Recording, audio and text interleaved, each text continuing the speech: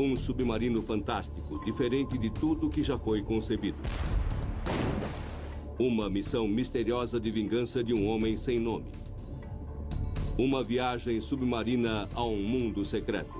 O livro mais profético de Júlio Verne. 20.000 léguas submarinas.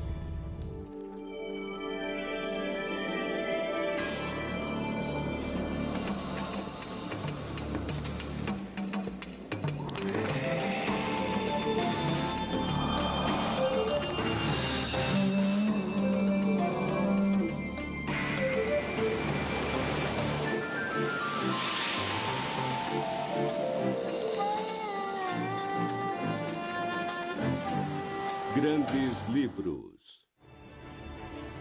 20.000 léguas submarinas é uma jornada de um perigo angustiante. Uma viagem pelas ruínas perdidas de Atlântida.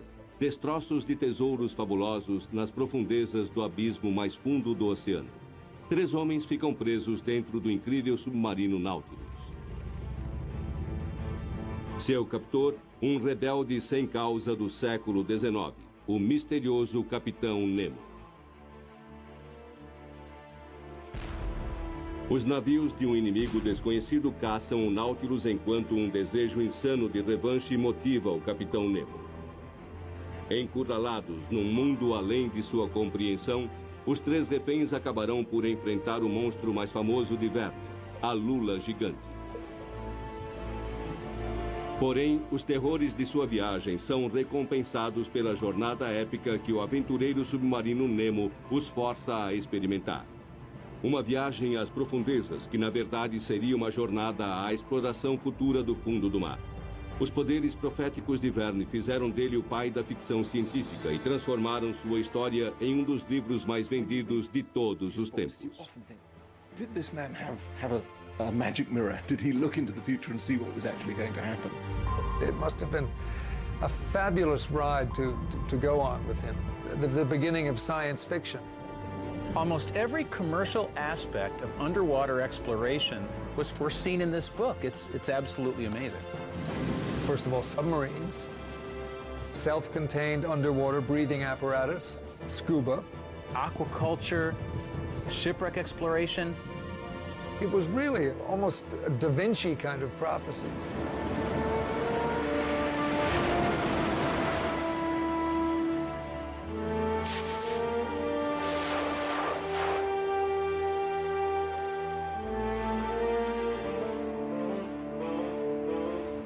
Mil léguas submarinas começa com a busca por um monstro marinho gigantesco que vem aterrorizando embarcações por todo o mundo. Caçado por uma fragata norte-americana, o monstro finalmente aparece no norte do Pacífico. A criatura é imune aos arpões e canhões dos navios. Ela ataca a fragata e arremessa 2 civis para fora da embarcação. 2 homens, um professor e seu criado, cujas vidas são modificadas para sempre. Eles lutam durante horas em águas iluminadas pela lua sem saber se o monstro ou o mar vão vencê-los antes. Finalmente, eles avistam o que parece ser uma pequena ilha à frente. Eles são salvos, mas é pelo monstro que os mandou com toda a força para dentro do mar. Uma fera de metal mecânica e elétrica, o fantástico submarino Nautilus. Muitos de nós achamos que já conhecemos sua viagem através da mais famosa adaptação, o clássico filme de Walt Disney de 1954.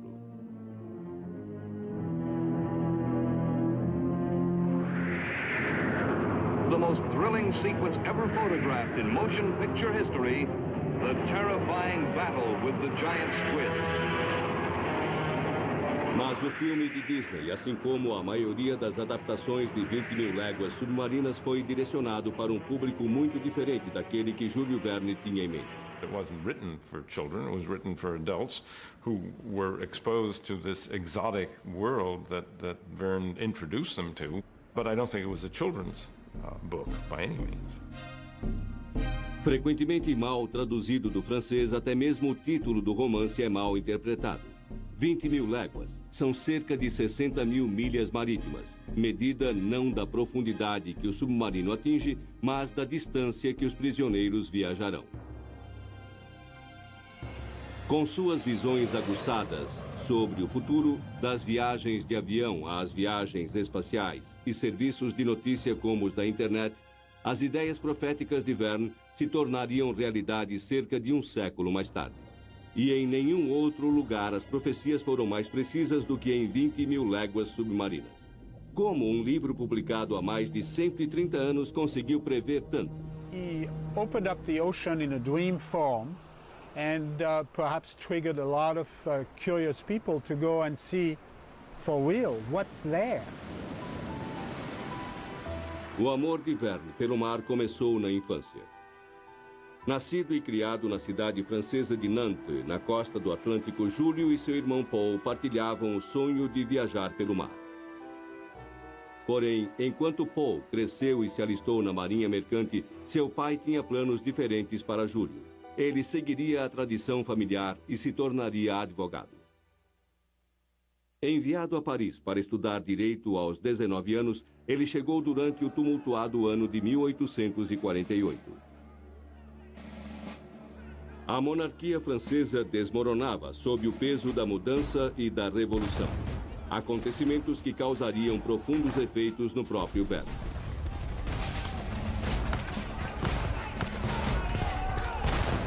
Jules Verne's move to Paris in his 20s, ostensibly to study law, was the great break in his life. That was the moment when he started to discover himself as a writer. In fact, he fell in with the Bohemian set. He was the classic starving artist in many ways, but in this milieu, he found himself. O jovem Verne decidiu tornar-se escritor, mas o sucesso demorou a chegar. Ele batalhou sozinho durante anos como dramaturgo até que finalmente começou a escrever romances. O resultado foi uma sucessão de livros com grande vendagem. Logo, Júlio Verne tornou-se o escritor mais popular do mundo.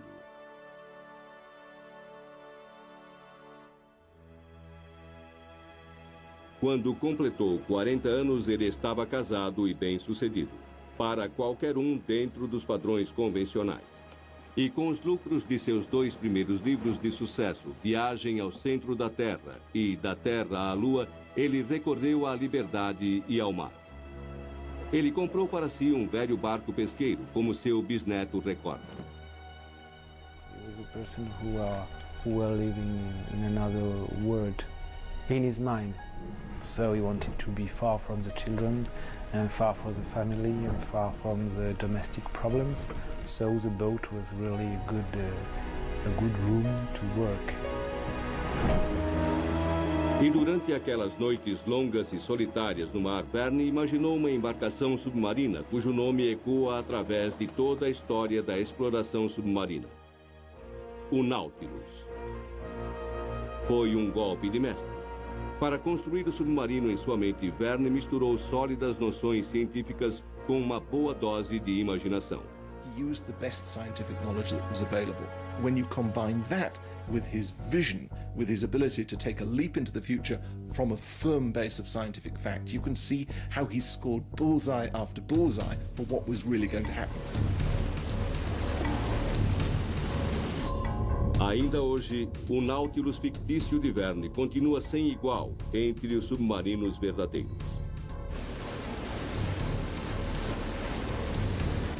Os capitães Nemo amadores de hoje conseguem estudar as profundezas em confortáveis células turísticas, mas a exploração das profundezas foi de fato um dos maiores desafios do século. Mas foi só em 1933, cerca de 60 anos depois que o romance de Verne foi publicado, que Regan Beebe e Otis Barton realmente começaram a se aproximar vagamente das profundezas que o Nautilus havia atingido na ficção. Mergulhada no oceano, próximo às Bermudas e segura por um cabo de aço, a batisfera de Beebe bateu o recorde incrível de 800 metros abaixo da superfície, revelando a cada centímetro um reino misterioso, tão inacreditável quanto Verne havia descrito. Today this may seem like nothing, but imagine being the first person ever to assault those depths and take those pressures and the darkness. And for all he knew, there was an animal down there big enough to swallow that thing and crunch it for breakfast. O ponto mais fundo do oceano só foi alcançado em 1960, quando o Trieste submergiu até incríveis 10.900 metros de profundidade na Vala Mariana, no Pacífico. 2.100 metros mais profundo do que a altura do Monte Everest. Mais de 1 tonelada de pressão espremia cada centímetro quadrado do casco de titânio do Trieste. I mean, it was the bravest thing it's possible to imagine. Why don't we just lower this thing 7 miles down into the ocean and see what happens and see what you can see down there? It's quite an extraordinary thing. And I'm sure presaged by 20,000 Leagues Under the Sea. Mas o Nautilus de Nemo ia mais fundo. Ninguém sabia qual era realmente a profundidade do oceano. Verne estimou que fosse de cerca de 14.500 metros, e ele encheu o fundo do mar com gigantes do passado primordial. Criaturas que um prisioneiro do Nautilus tinha sonhado em ver. O professor Aaron Axe, especialista em biologia do fundo do mar. Aaron Axe, o narrador da história, foi baseado no próprio Verne. E, de fato, o autor posou como o professor para as ilustrações originais do livro. Sempre ao seu lado, seu fiel criado, Conselho. Porém, estes dois homens não foram os únicos prisioneiros do Nautilus. O arpoador de seu navio, Ned Land, também foi arremessado ao mar e resgatado pelo Nautilus. O professor, seu criado e o marinheiro encontram-se trancados em um porão de aço, diferente de tudo que já tinham visto. Um membro silencioso da tripulação serve-lhes uma refeição nutritiva, porém estranha, que lhes fornece as primeiras pistas sobre a milagrosa nave que lhes serve de prisão. A letra N e o lema em latim, mobilis in mobile, móvel em um elemento móvel. Entretanto, Ned Land não está convencido da aparente hospitalidade de seus sequestradores e ataca um membro da tripulação numa tentativa afoita de obter liberdade.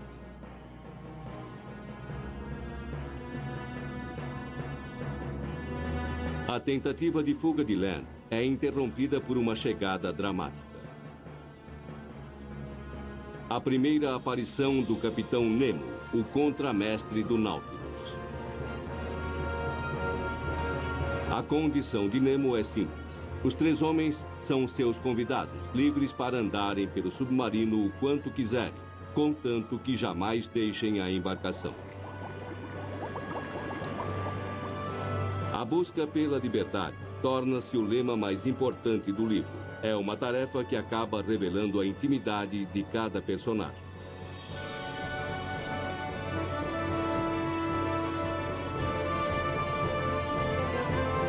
Para o completo espanto dos 3 prisioneiros, sua prisão é uma embarcação fabulosamente luxuosa.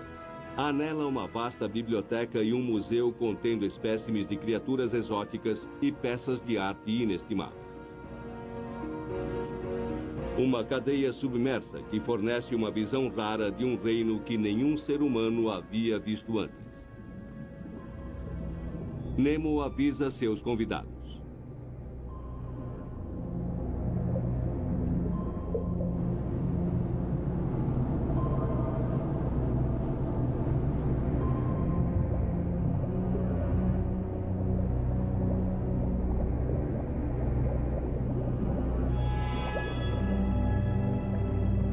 Na vida real, esses segredos seriam finalmente revelados pelos homens que desafiam a morte usando invenções previstas pelo profético Júlio Verne.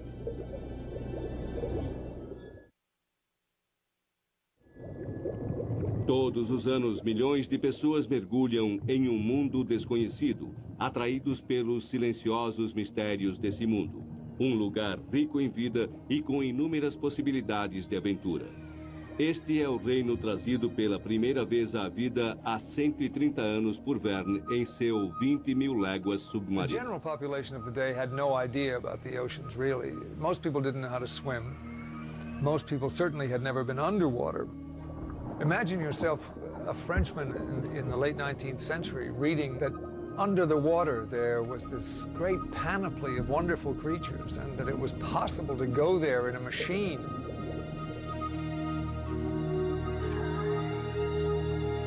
Feito em 1916, apenas uma década depois da morte de Verne, este filme sobre as 20.000 léguas foi o primeiro grande espetáculo com efeitos especiais no cinema antigo. O maior triunfo foi o famoso grupo de caça submarina do livro, uma cena que exigiu técnicas revolucionárias que incluíram a primeira filmagem submarina já realizada. Mas o legado de Verne fez mais do que inspirar diretores de cinema. O grupo de caça submarina apresentou uma ideia revolucionária, mergulhadores que conseguiriam um dia nadar nas profundezas, independentes dos cabos de respiração que os conectavam à superfície. Atualmente, esses trajes antigos de mergulho se tornaram artigos valiosos, principalmente na terra natal de Verne, a França, com uma antiga tradição na história do mergulho. Esses trajes ofereciam pouca mobilidade. As botas pesavam como chumbo. Eram feitos de lona maciça e capacetes característicos de metal que recebiam ar de uma bomba na superfície. Apesar disso tudo, eles permaneceram praticamente inalterados até depois da Segunda Guerra Mundial. Como foi que Verne, escrevendo quase um século antes, concebeu os mergulhadores de Nemo se movendo livremente sobre o fundo do mar com seus próprios suprimentos de ar? Verne baseou suas ideias nisto. Equipamentos criados para resgate em minas inundadas com a surpreendente novidade: tanques de ar autônomos. Transformado por sua imaginação em trajes de mergulho no fundo do mar, o protótipo fictício de Verne se tornaria o santo graal da arte do mergulho por décadas futuras. Isso finalmente tornou-se realidade 70 anos mais tarde, com a invenção do cilindro de mergulho por Jacques Cousteau em 1942. Assim como Nemo, Cousteau e seus filhos encontraram o fundo do mar coberto com riquezas do passado. I remember as a kid in 1954, we were going down to 150 feet and we would dig out potteries which were 2,000 years old, jars which were still sealed with cork and lava. And we were able to remove all that and find the wine which it contains, which was 2,000 years old. And as a kid, I drank 2,000 years wine. It was completely disgusting, but it was a historical moment for me.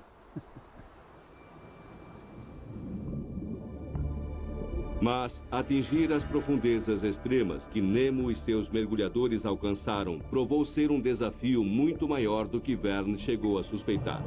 A pressão extrema e a necessidade de longos períodos de descompressão significam que a única maneira de se ter acesso fácil às profundezas seria fazê-lo com submarinos ou submersíveis, levando sua própria atmosfera com você. Isto é exatamente o que uma nova geração de máquinas submarinas faz. Máquinas que teriam fascinado Júlio Verne.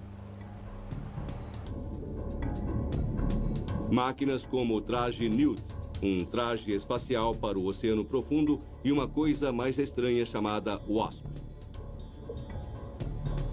Wasp, ou vespa, assim como o inseto que empresta seu nome, consegue flutuar, mas dentro da água. Seu ocupante consegue olhar atentamente as criaturas do outro mundo presentes nas profundezas, sobre as quais Júlio Verne só ouvira falar em antigas histórias de pescador. Formas de vida bizarras, parecidas com extraterrestres que se adaptaram a um mundo escuro gerando sua própria luz. Uma capacidade chamada de bioluminescência.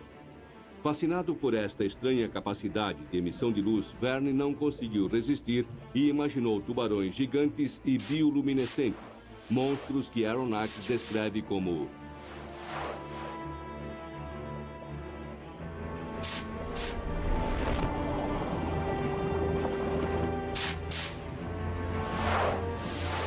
Apesar dos tubarões bioluminescentes dificilmente serem os comedores de homens da imaginação de Verne, eles existem de verdade.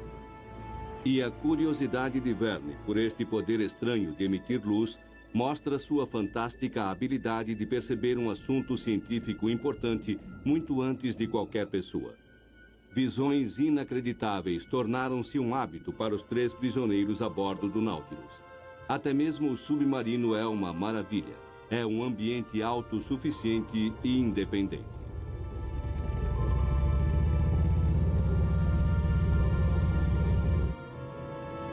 Nemo gaba-se de que tudo que há dentro do Nautilus é obtido no mar.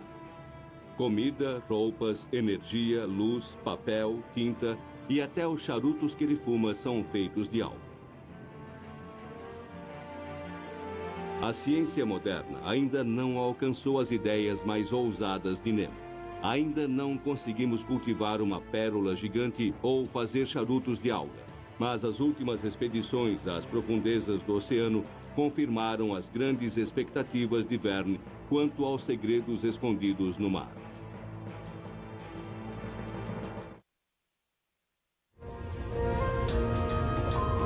Os 3 prisioneiros do Capitão Nemo em 20.000 léguas submarinas logo descobrem que ninguém a bordo do Nautilus sofre a mais leve doença. De alguma maneira, seu captor, o misterioso Capitão Nemo, conseguiu achar nas profundezas do oceano os segredos da saúde perfeita. Segredos que agora são pesquisados no Instituto Oceanográfico de Harbor Branch, na Flórida. Foram descobertas formas de vida oceânicas a incríveis 900 metros abaixo da superfície que podem ser um benefício vital na luta contra o mais antigo inimigo da humanidade, a doença.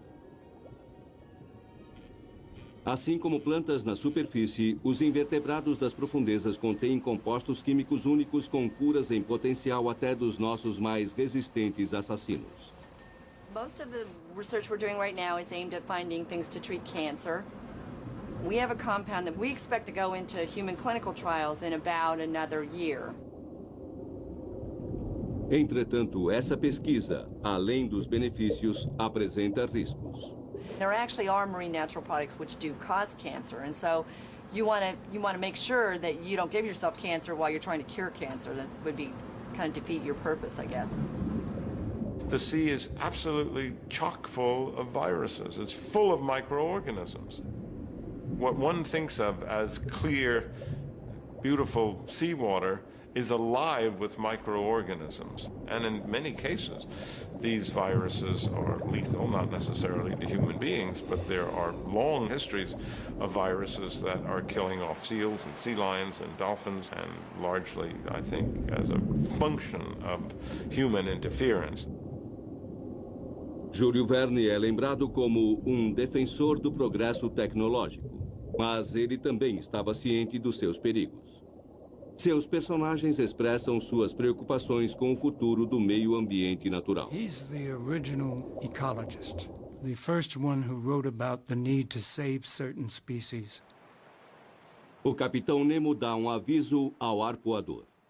I cannot condone these murderous pastimes. By destroying the Antarctic whale, inoffensive and good creatures that they are, you and your fellows have committed damnable actions.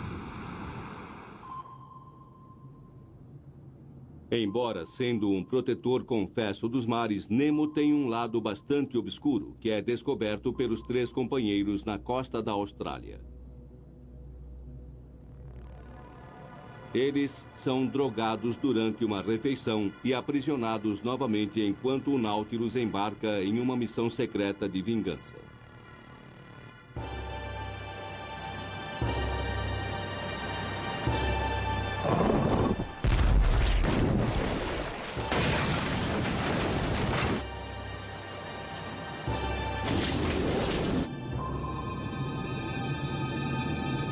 Horas mais tarde, Aronnax desperta de seu estado letárgico para ajudar um tripulante ferido. Tarde demais.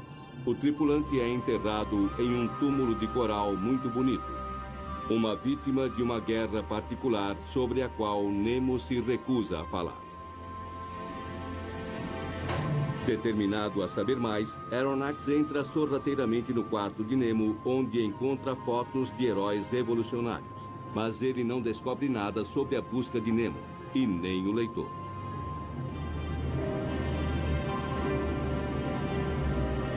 Por que Verne deixa tanta coisa sobre Nemo sem explicação? A resposta está com o editor dele, Júlio Hetzel. A primeira versão de Verne para Nemo era de um polonês que luta pela liberdade, um homem levado ao exílio depois da derrota de seu país e o assassinato de sua família pelos russos. Mas o editor rejeitou totalmente a ideia. And Hetzel pointed out, if we publish the book as you've written it, we'll both go to jail. Because Napoleon III has signed a pact with the Tsar, a treaty of friendship. You start criticizing the Tsar of Russia. Napoleon III turns to us and say, you are humiliating my ally. What do you think, Jules? Should we put this book away in a drawer, or are you prepared to make some changes to get a bestseller? Nessas circunstâncias, Verne é obrigado a fazer de Nemo uma figura mais distante e misteriosa. No final, a mudança criou o segredo do encanto do capitão. In Nemo, he did develop an archetype of the brooding, slightly Byronic hero, the man with a deep and wounded past, the man of steely resolve. And in some ways, the less we know about Nemo's inner depth, the more we speculate, the more we're drawn into who is this man, what really makes him tick. O motivo que fez Nemo abandonar a superfície permanece desconhecido. Sabemos apenas que seu amor pelo mar é motivado por um passado trágico e um desejo ardente de liberdade.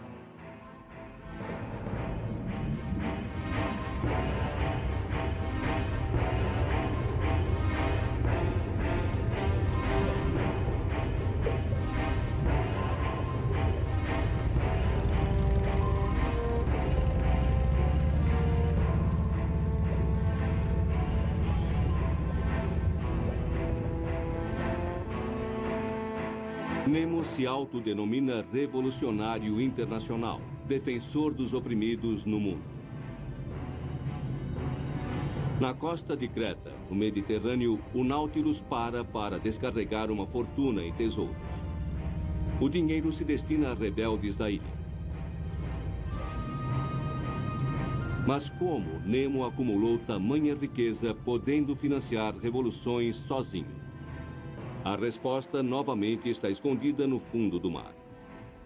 If only 1,000 shipwrecks are lying down there in the deep ocean, every year for the last 3,000 years, that's 3 million shipwrecks down there.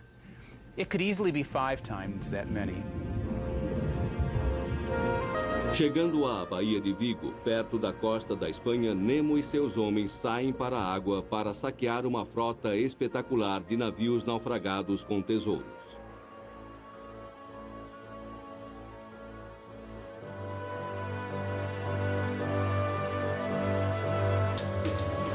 Mergulhadores sempre enfrentam grandes perigos quando exploram destroços antigos, mas hoje em dia a maior parte do trabalho submarino é feito por veículos operados por controle remoto. Nas águas traiçoeiras da Baía de Vigo, a região fictícia de caça ao tesouro de Nemo, exploradores de verdade já fizeram descobertas surpreendentes. The Tortuga shipwreck went down in 1622, so it's not too far off from the Vigo Bay shipwreck that Nemo used to fund his operations. When you read Jules Verne's account of them working and moving things around, it's not too different than what happens now, but we do it with an ROV instead of the divers. And it's a very dangerous occupation. When you put divers down, there's always a chance that one won't come back. A localização de um naufrágio promissor pode levar anos, mas quando os veículos operados por controle remoto encontram algo, como Nemo fez, eles literalmente fazem fortuna. A standard Spanish galleon of the period may have been carrying 1 million pesos of treasure, which today could be worth $50 million. It could be worth $400 million. Os exploradores de naufrágios de hoje deixariam Júlio Verne empolgado. Eles combinam a aventura da caça ao tesouro com a vital pesquisa arqueológica. E é para o maior de todos os sítios arqueológicos submersos que Nemo leva em seguida seus 3 prisioneiros. A localização secreta da cidade perdida de Atlântida.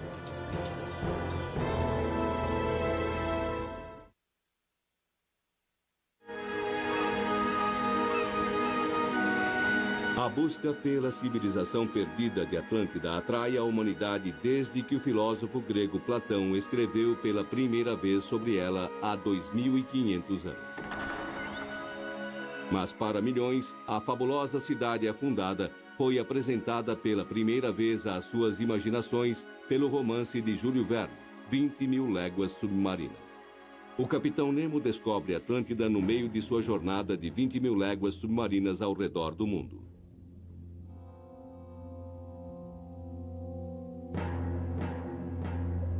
A descrição do continente perdido por Verne manteve-se fiel à história original de Platão.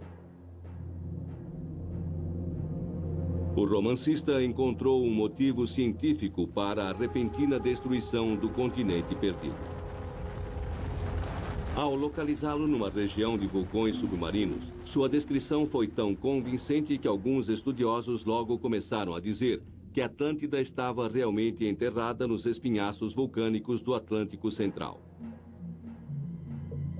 Sem querer, Verne transformou uma obscura lenda grega em uma verdadeira mania, dando início a uma busca obsessiva que nos acompanha até hoje.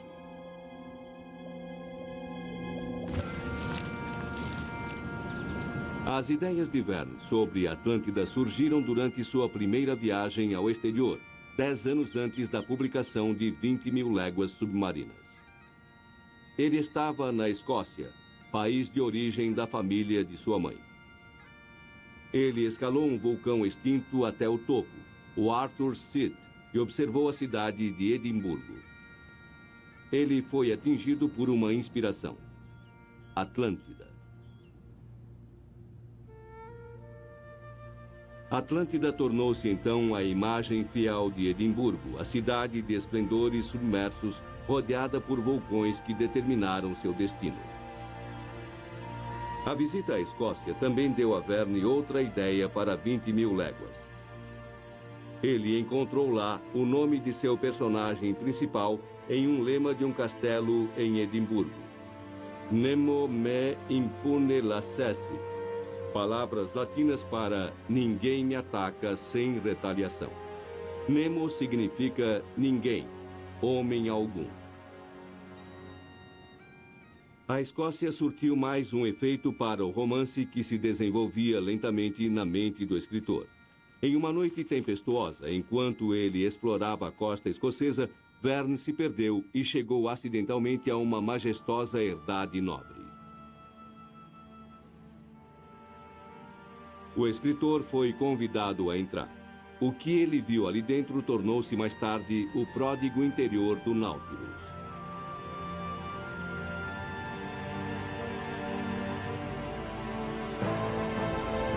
A inspiração para o exterior do Nautilus veio com a Guerra Civil Americana. Em 1864, Verne mal tinha começado a escrever seu romance. Desesperados para impedir a superioridade nortista no mar, os confederados construíram um submarino verdadeiro chamado de Hunley. Mas depois de afundar 3 vezes durante os testes, ele explodiu em sua primeira viagem. No total, foram 23 mortes. Would have known about this and would have recognized, I guess, that you could take this concept and exaggerate it and build this 160-foot-long Nautilus. And this is part of Verne's charm, the ability to take a concept which didn't really work very well and kept sinking and turn it into the wonderful Nautilus. O nome Nautilus significa ninfa do mar. A graciosa Nautilus da biologia marinha usa câmaras de ar para controlar sua profundidade no oceano. Com o passar dos anos, ela deu seu nome a muitos submarinos de verdade. Posto em serviço ativo em 1954, o verdadeiro Nautilus logo quebrou o recorde da distância percorrida pelo submarino fictício, ultrapassando a marca de 20.000 léguas em meses. We accomplished so many firsts that they became routine. Porém, a Guerra Fria logo forçou o Nautilus a seguir em uma missão que não era nada rotineira. The Soviets are not standing still. They have demonstrated impressive advances in technology. No dia 4 de outubro de 1957, os soviéticos lançaram o Sputnik, uma enorme vitória para a propaganda russa. Os Estados Unidos tinham de reagir. O Nautilus tinha de tentar atravessar o Polo Norte por baixo d'água. To out-Sputnik the Russians. That's what this event was all about. Even the most powerful icebreakers are helpless against this frozen barrier. And as the Nautilus got nearer and nearer to the top of the world, quiet excitement began to mount. 4, 3, 2, 1, mark. For the USA and the U.S. Navy, the North Pole. Em 28 de julho de 1958, o USS Nautilus cruzou o Polo Norte por baixo d'água e entrou para os livros de história.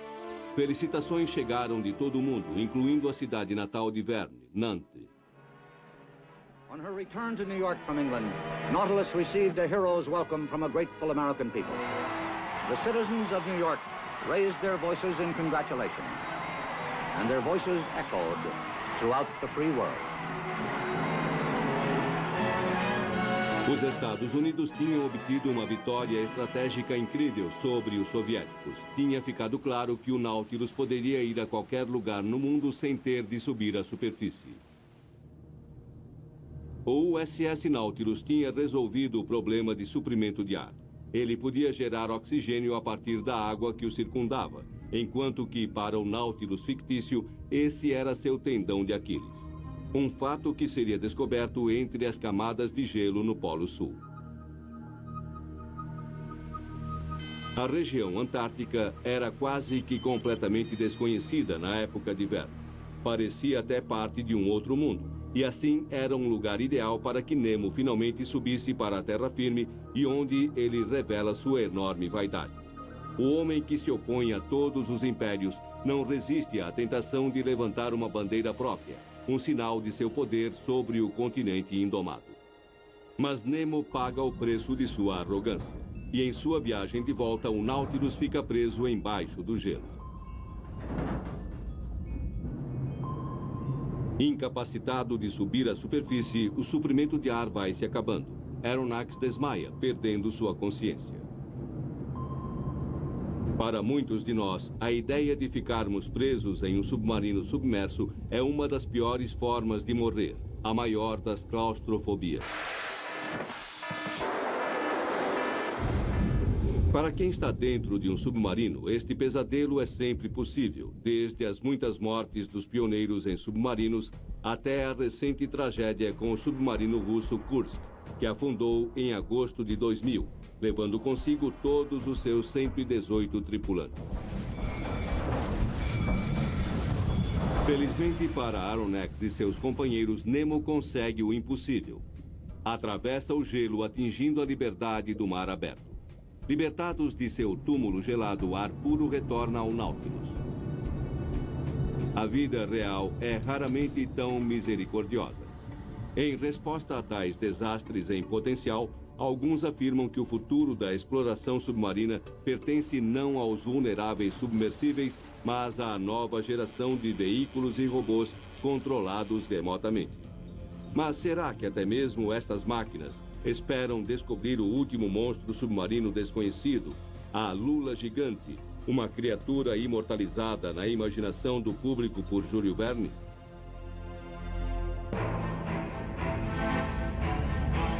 Depois de libertar seu submarino do gelo antártico, o capitão Nemo prossegue sua viagem de 20 mil léguas submarinas, rumando para o norte, onde as águas são mais quentes.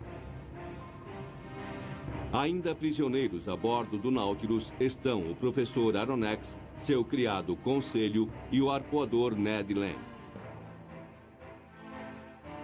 Já foram percorridas 17 mil das 20 mil léguas da jornada quando eles chegam ao Caribe e suas esperanças de fuga são frustradas pelo encontro mortal com o oponente mais inesquecível de Júlio Verne.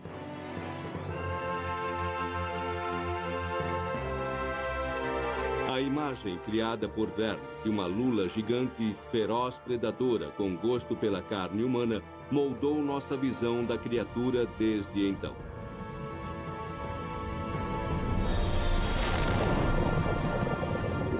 I've always thought that one of the most wonderful elements of the giant squid is that it is really one of, if not our absolutely last dragon. The last monster that we know exists but have never seen. A maior carcaça de lula a ser encontrada em terra firme tinha 17 metros. É quase certo que há espécimes muito maiores vivendo em profundidades ainda não atingidas. Apesar de sua reputação terrível, a lula gigante pode não ser o monstro que Verne retratou. Os cefalópodes como a lula estão entre os animais mais extraordinários do mar. A lula gigante tem um cérebro enorme, os maiores olhos do reino animal e a habilidade de manipular objetos. Na verdade, ela compartilha vários traços que tornaram os seres humanos a espécie dominante em nosso planeta. A grande inteligência da lula não permitiu que chegassem a ter uma civilização desenvolvida no fundo do mar. Elas não são rivais significativos para a humanidade, pelo menos por enquanto. Porém, para os personagens de Verne, a lula é o maior perigo do oceano.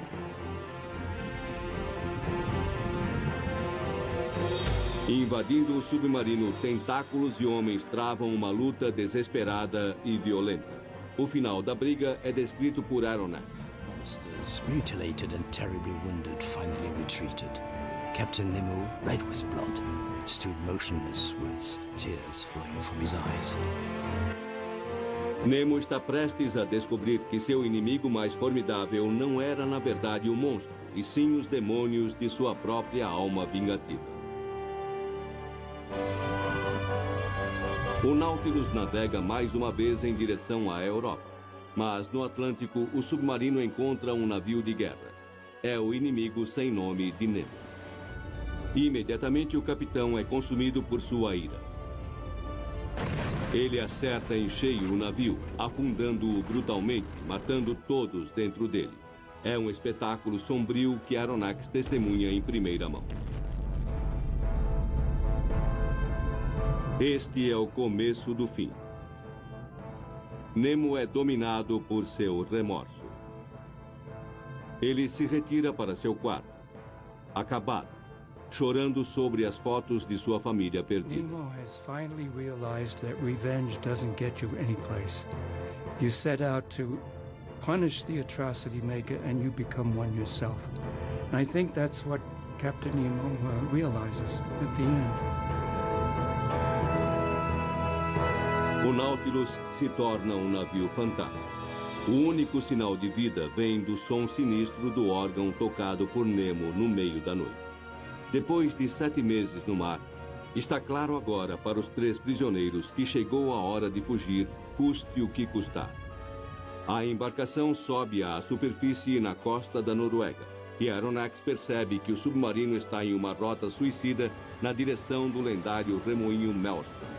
Os 3 companheiros se agarram a um pequeno barco a remo em uma última e desesperada tentativa de liberdade. Diante de seus olhos, o submarino é tragado para o centro do Maelstrom. As últimas palavras de Nemo ecoam nos ouvidos de Aronnax. God Almighty! Enough! Enough! Enough!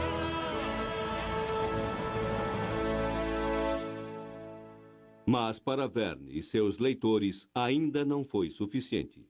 4 anos mais tarde, o Capitão Nemo volta em um segundo livro não tão famoso, A Ilha Misteriosa. Nemo não só sobreviveu ao Maelstrom, mas se tornou um príncipe indiano que luta contra o Império Britânico pela libertação de seu país.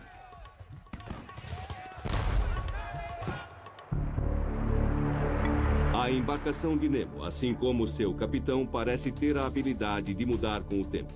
No início do século XXI, o Nautilus foi reformado mais uma vez.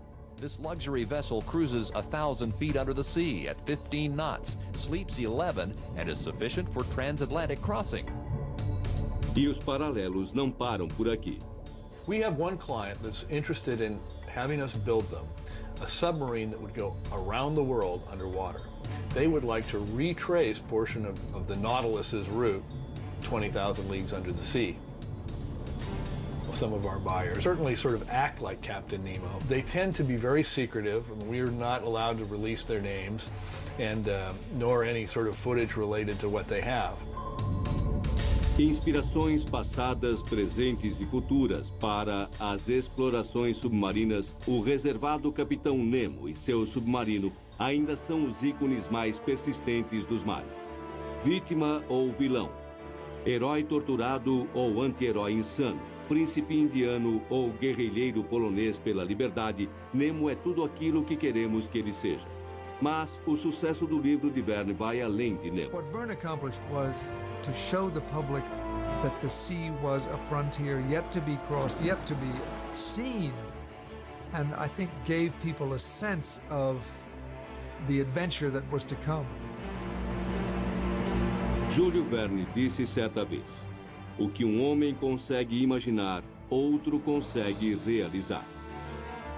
Nos 130 anos posteriores à primeira publicação do conto de Verne, já inventamos os submarinos e as tecnologias de mergulho que ele poderia apenas ter imaginado. Ele descobriu que aquele mundo inóspito e sem ar muito abaixo da superfície fervilha de vida. 20.000 léguas submarinas. Um livro cujas profecias ainda nos inspiram.